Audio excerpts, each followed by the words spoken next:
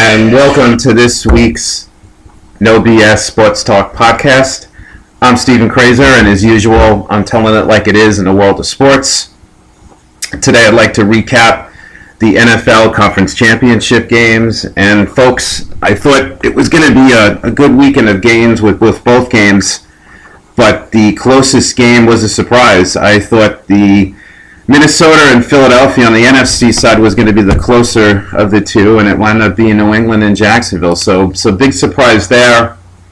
Those games, thoroughly enjoyed them. And let's start on the AFC side with New England and Jacksonville. And it was an intriguing kind of matchup going into it.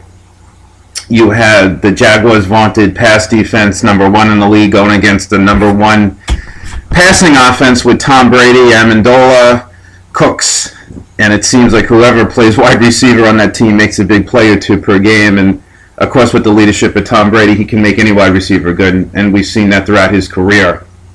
I think on the onset of the game, Jacksonville got a lot of momentum, holding New England to 3 points. New England came out on fire. They looked good, very crisp offense. Jaguars came out and did what they had to do. They stopped them, held them to 3. And then it looks like, they just put it on automatic, the Jaguars' offense.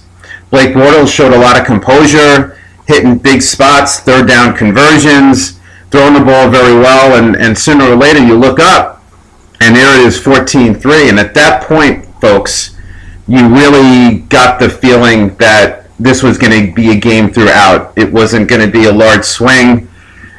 Jacksonville had all the momentum in the world, rightly so. They did a lot of talking leading up to the Pittsburgh game, actually, and they sealed that deal, and they backed that up. Didn't quite back it up here in New England, and they'll learn as a young team. Very cocky. It reminded me of Seattle's defense, the Legion of Boom, and then that run that they had. Every play it seemed like they were jawing at somebody. You can't do that in New England, folks. You really can't. We learned that any time New England goes through adversity, if it's an ESPN story or somebody yapping, the bulletin boards talk, you can't do that because New England will come back and turn that against you. And I think that was part of it that resulted in the outcome of this game. You just got to stop yapping and play it on the field. But, it comes down to experience and a few plays here. Both teams really didn't run the ball well. New England kind of bottled up Fournette. I know we had a couple of glimpses of success there. New England utilized the backs as receivers quite well. You had Dion Lewis, who always is good for a play or two. A lot of gadget plays. I thought Josh McDaniel kind of mixed it up. But at the end there, it was the Tom Brady, Danny Amendola show. I mean, you have to be able to make plays at the critical points. And for all the post-game talk from Jacksonville, yes, the disparity in penalties, that's not what lost the game for Jacksonville, folks. 3rd and 18. You have to stop New England on 3rd and 18. They stop them there. They're up 2 scores, all the momentum in the world. They win the game. There's just no way that you have to allow any team to convert on 3rd and 18. So just stop them and you win the game. So they'll learn from that. They'll learn from that experience and move on. I think the future is bright. Obviously, with Jacksonville, they have to make a decision on Bortles. I believe his option is for $19 million, so he's not cheap. But in today's day and age with quarterbacks, that's not an unusual high amount. They could go free agency. There was talk of Kirk Cousins. If Washington doesn't franchise him again, there's some options there. You could look at Alex Smith, perhaps.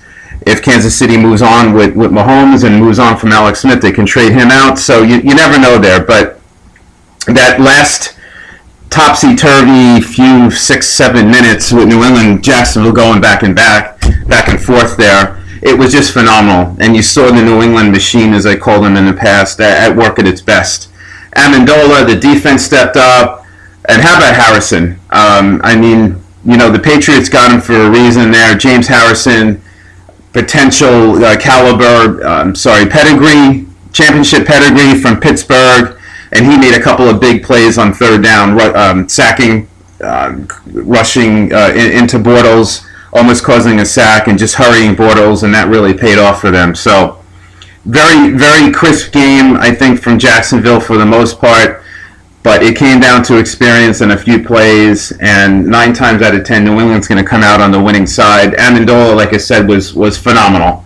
Was phenomenal. The 2 DD catches, the punt return. You knew it was going to be very tough for Jacksonville to hold on to that lead when New England had it backed up, and they punted from their end zone, and then Amendola got that phenomenal punt return, and New England was rolling in very good shape. So I think it kind of sets us up for an intriguing Super Bowl. I'll talk about the NFC side in a minute. But, again, going into it, I really thought that this was going to be the semi-blowout of the day, and I was proven wrong, and Jacksonville should not hang their head low, guys. I mean, they played a phenomenal game. They had the defending champions down by 10 with 7 or 8 minutes left, and they just couldn't seal the deal. They'll learn that they have to play 60 minutes of football and make plays when you can. Play it on the field. Don't yap. Don't run your mouth too much, and they'll get there. As I mentioned, they have to make a huge decision at quarterback, but I think the foundation is in place in Jacksonville. So with that, I'm going to switch over to the NFC side, and I got to tell you, I had this going into similar game that came out with Atlanta and LA, low-scoring game. Philadelphia and Atlanta, low-scoring game. I did not see 45 points being scored total, guys. I mean, at the most, I had 30 points total. I really thought with the 2 defenses going in, with Philadelphia and Minnesota, it was going to be a very low-scoring game. And what we saw here, as we've seen in several of these NFL playoff games this year, after one team goes down, as Minnesota did in their first drive, and seamless offense, and it looks like that the defense of the opponent is going to have a long day, the adjustment was made, and they virtually shut them down, which they did. 38 unanswered points. Obviously, the turnovers, you knew Case Keenum, he played phenomenal all year, folks, but you knew sooner or later there was a chance he was going to hit the wall. He never was in a spot like this with St. Louis. Pretty much Minnesota had a lot of blowouts this season, and they just, not going to say cracked under the pressure, but you have Philadelphia at home, that home crowd. They're coming off a huge win against in the first round against Atlanta, so they had all momentum in the world with the crowd behind them, and it really just came down to the quarterbacks and Foles. Again, Keenum from St. Louis, his former teammate, coming from the St. Louis organization. So Nick Foles had a lot to prove. He had a chip on his shoulder since Wentz went out back in November, and he played a phenomenal game, similar to what we saw with New England. Philadelphia spread the ball around. I mean, when you have Jeffries and you have Torrey Smith, Zach Ertz, that is an awesome receiving arsenal, and Nick Foles did a great job about spreading the ball around. The defense was jacked up. Jim Schwartz, defensive coordinator on the Eagles side, does a phenomenal job of prepping his defense, and it really kind of just surprised me with all the accolades on the defensive secondary side of Minnesota that they made a lot of mistakes, folks, with Philadelphia, and the Eagles made them pay for it. So really did think that this was not Brady against Breeze. You had a couple of unproven quarterbacks, and I did have a feeling that one of them was going to outshine the other. Didn't think it was going to be a blowout, but clearly Nick Foles, I think he kind of answered the bell here. He's answered the bell since Wentz went down. It's going to set up for a very interesting Super Bowl.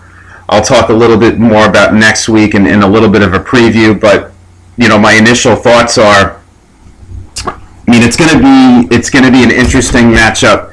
Just as New England had a matchup against Jacksonville and that defense, I think Philadelphia's defense has been underrated all year long.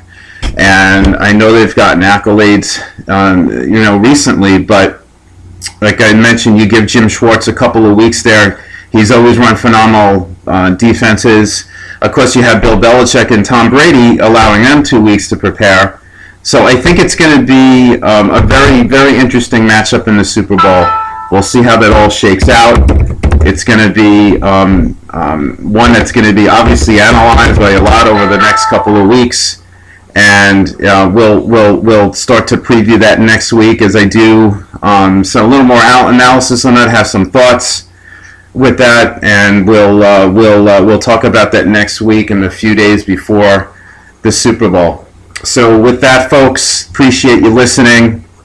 I know I'm going to be missing football after the Super Bowl, so even though the playoffs have been phenomenal, I'm kind of sad a little bit that we're down to one game, but I think it's going to be a fantastic game with Philadelphia, New England, in Super Bowl 52. So thanks for listening. As always, be safe this week, folks, and we'll talk next week and get a little bit more into Super Bowl preview. Take care, guys.